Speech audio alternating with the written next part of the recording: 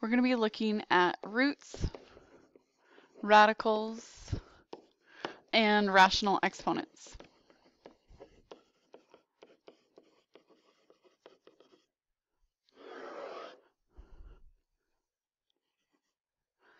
When we're looking at our roots, radicals, and rational exponents, they're all intertwined together. Specifically, when we're looking at roots, if I were to have like the cube root of x, this is really x to the first power. Now, looking at our properties of exponents, this can be rewritten as x to the power of 1 over 3. So notice what was underneath the radicand sign goes as the numerator in that fraction, and the root, or the 3 in this situation, goes as the denominator. So we're taking the third root, which would make sense, cube root, into that y, it's a 1/3. So you're going to be asked to interchange between the two. So if I were given, x to the power of 4/5, I now have to go the reverse way. So it's a fifth root of x to the power of 4. We've dealt with roots before when we've simplified radicals. We just haven't ever dealt with it in terms of that high of a number. And that's fine. It's the same process as what we've been doing. Sometimes they'll ask you to actually calculate something. So for instance, you could have 343 to the power of 1/3.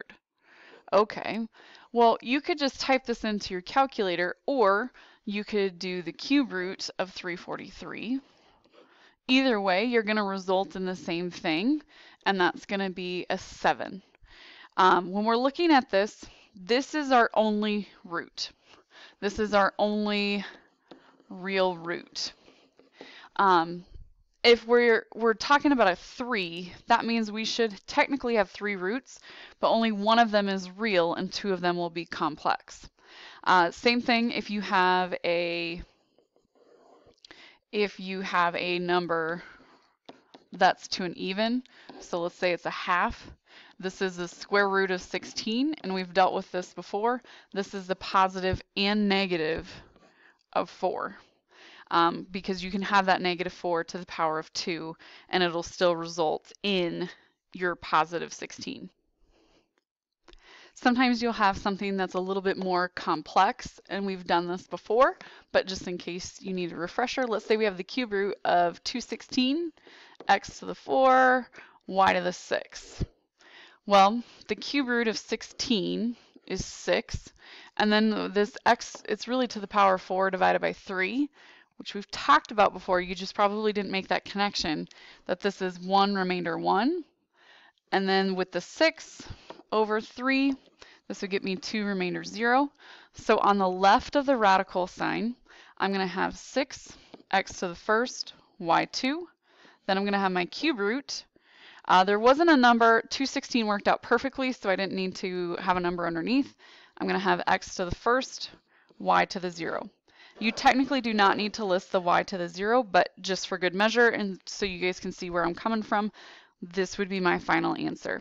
Again, just a quick review of that. Sometimes you'll be asked to solve something.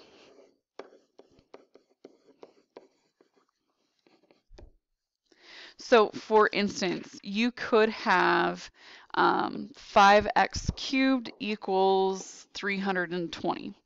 So what they're going to do here is you're just solving for x just like normal. It just happens that you have a cube root instead of a square root, or you have a fifth root instead of whatever. And that's not that big of a deal. It's still just solving it how you would algebraically. So I would divide by 5. X cubed now equals 64. Technically, when you're doing this algebraically, you're taking it to the power of 1/3.